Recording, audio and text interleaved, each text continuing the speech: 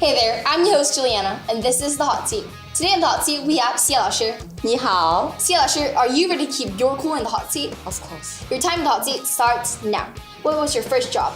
I was an estate officer in a government office. What's the superpower you'd most like to have? Well, I do not need any. Name one thing curling in your fridge.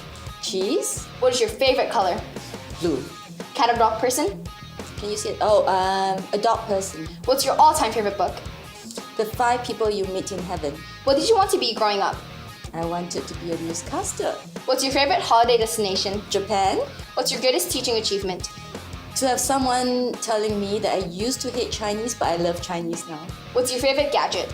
The phone? What's your favorite quote or motto? Pass. What scares you the most? The unknown? What is your all-time favorite movie? When Harry Met Sally? What's your greatest personal achievement? My 2 children? What is your favorite ice cream flavor?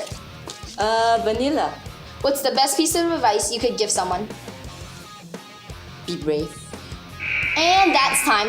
Thank you for coming along today Thank you. and being such a good sport. Who Thank would you like to nominate next? Mr. Mooney.